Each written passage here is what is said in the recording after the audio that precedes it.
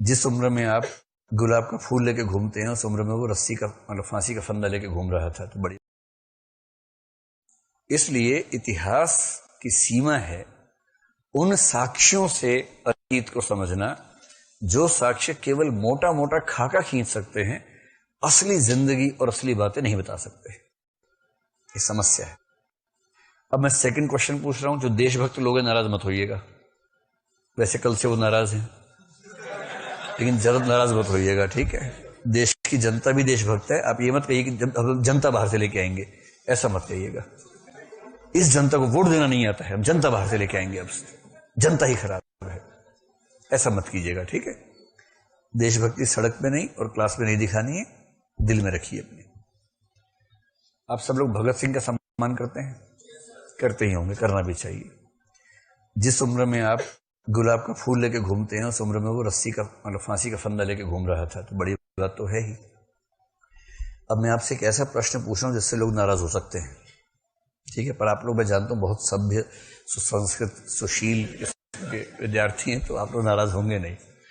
मैं common sense से पूछ रहा हूं क्योंकि मेरा दिमाग ना, मुझे सुनी सुनाई बातें अपील नहीं करती। मुझे लगता है कि झूठ है ये सब, सच पे जाना चाहिए।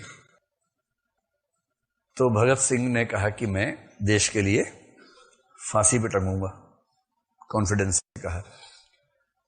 ग्रुप में झगड़ा हुआ कि मैं लटकूंगा। तो अंत में हुआ कि ठीक है, भगत सिंह को मौका मिलेगा कि वो देश के लिए जान दें। उन्होंने केस में इस तरह से बात रखी कि फाइनली उनके ऊपर आरोप साबित हुआ और उनको फांसी की सजा सुनाई गई। अब फांसी की सजा सुनाने और फांसी पे झूलने के बीच में कुछ दिनों का अंतराल तो होता ही है, ठीक। और हमने सुना है कि जब उनको फांसी के तख्ते पर ले जाया गया तो उससे पहले वो लेनिन की किताब पढ़ रहे थे। लेनिन क्रांतिकारी था, सोवियत संघ का, उसी दौर में था वो भी। 1917 से 1924 तक लेनिन सोवियत संघ का शासक रहा, 24 में उसकी मौत हुई। तो लाजमी है कि भगत सिंह जो कि मार्क्सिस्ट थे, वो लेनिन को अपने समय का सबसे महान नेता मानते ही होंगे। तो लेनिन की ही एक पुस्तक पढ़ रहे थे। लेनिन की 5-6 पुस्तकें हैं, कौन सी पढ़ रहे थे मुझे नहीं पता, लेकिन उसमें कोई एक पुस्तक थी। तो जेलर आया और उसने कहा कि भगत सिंह, आखिरी समय है, अब तो भगवान का नाम ले लो। और भगत सिंह ने कहा कि देखो यार, मुझे अच्छी तरह से पता है कि फांसी पे लटकते ही मेरा अस्तित्व पूर्ण रूप से खत्म हो जाएगा। ना आत्मा बचेगी, ना पुनर्जन्म होगा, ना मोक्ष है, ना स्वर्ग है। मैं जानता हूं सब ढकोसले हैं, मुझे सब में रुचि नहीं है। तो उसने पूछा तुम क्या पढ़ रहे हो? बोला एक क्रांतिकारी दूसरे क्रांतिकारी से बात कर रहा है। और फिर जहां तक पढ़ा था उस पेज को मोड़ के किताब रख के चल पड़ा कि चलो टांग दो भाई। रखा है ऐसे जैसे फिर लौट के पढ़ूंगा, भाव तो हल्का हल्का शायद रहा होगा, या ये कि बाद में लोगों को पता हो कि मैं यहां तक पढ़ पाया था। फिर गए, उनकी मौत हो गई। और फांसी पर लटकते समय कितने शांत रहे होंगे मुझे पता नहीं, ऐसा वर्णन मैंने पढ़ा नहीं है।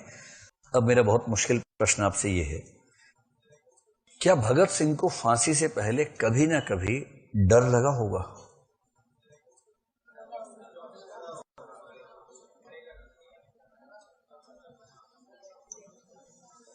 बहुत ही मुश्किल प्रश्न है। तो आप में से कितने लोगों को लगता है कि डर लगा होगा? ऐसे लोगों की संख्या ठीक ठाक दिख रही है। कितने लोग मानते हैं कि नहीं लगा होगा? ऐसे लोग भी ठीक ठाक संख्या में हैं। हालांकि पहले वर्ग की तुलना में 1/3 के आसपास है, लेकिन है। और कितने लोग कहना चाह रहे हैं कि हम तय नहीं कर पा रहे, मुश्किल सवाल है, नहीं सोच पा रहे हम इसके बारे में। ऐसे एक व्यक्ति हैं, 2 व्यक्ति हैं। चलिए ठीक है, इस पर कुछ भी निष्कर्ष निकाल लीजिए। मेरी व्यक्तिगत राय है कि कभी ना कभी 1 आध सेकंड के लिए कम से कम लगा ही होगा, जो कि बहुत सामान्य मानवीय मनोभाव है। भगत सिंह का भगत सिंहपन इसमें नहीं है कि डर ना लगे। भगत सिंह का भगत सिंहपन इसमें है कि डर को दबा सके, डर को व्यक्त होने से रोक दें, इसमें है। भगत सिंह 23 साल के थे और देखने में खतरनाक स्मार्ट थे।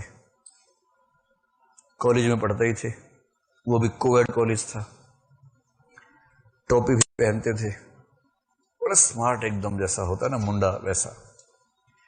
आपका क्या अनुमान है कि कॉलेज में जब गुजरते होंगे तो लाशें बिछती होंगी नहीं बिछती होंगी आसपास? होता ही होगा भाई, सीधी सी बात है, क्यों नहीं होगा? इतना स्मार्ट लड़का है, पढ़ाई लिखाई में इतना अच्छा है, किसी भी विषय पर इतनी बढ़िया स्पीच देता था, किसी विषय का उससे विश्लेषण करवा लो, साहसी था, देखने में अच्छा है, क्यों नहीं उसको लोग पसंद करेंगे? करते ही होंगे। प्रपोजल भी आए होंगे, या 14 फरवरी से पहले आते ही नहीं थे कभी? उस जमाने में किसी भी दिन आ जाते थे। लेकिन उसने अपने मन की इच्छाओं को दबा लिया होगा। और कहते हैं कि एक फिल्म आई the legend of Bhagat Singh, जो भगत सिंह फिल्म में नहीं है, वो जो भगत सिंह की जीवनी वगैरह में नहीं है, वो उस फिल्म में दिखाया है कि एक लड़की से वो प्यार भी करते थे, लड़की ज्यादा प्यार करती थी, किंतु जब बात आगे बढ़ने लगी उन्होंने कहा देखो यार ऐसा है, मेरी शादी हो चुकी है। लड़की बोली हाय धोखा दिया मुझे, मगर ऐसे नहीं हुई, देश से हुई है, तो मैं अफोर्ड कर नहीं पाऊंगा, मेरी सारी चेतना, मेरी सारी इच्छा, मेरा सारा कमिटमेंट देश की तरफ है, तो मैं रिश्ता निभा नहीं पाऊंगा, इसलिए इस डगर पर आगे क्यों बढ़े जिस पर आगे जाना ठीक नहीं है।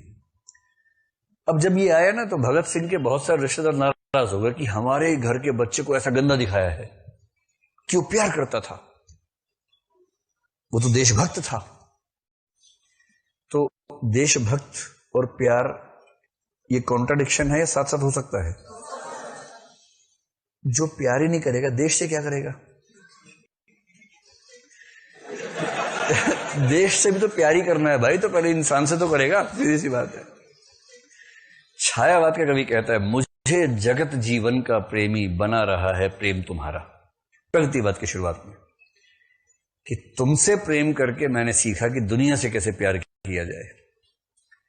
23 साल का लड़का, स्वस्थ एकदम, उसके मन में प्यार का भाव फूटा होगा, यह स्वाभाविक है या अस्वाभाविक है? स्वाभाविक है। पर अभिलेख नहीं है इसका, ना कि सिक्के पे लिखा हुआ है कि आज के दिन भगत सिंह के मन में प्यार का अंकुर फूटा, यहां फूटा था, इस तिथि को इतने बजे यहां फूटा था, उसकी याद में सिक्का जारी किया गया। ना सिक्का है, ना अभिलेख है, ना आत्मकथा है, ना किंवदंती है, ना कोई शास्त्र है।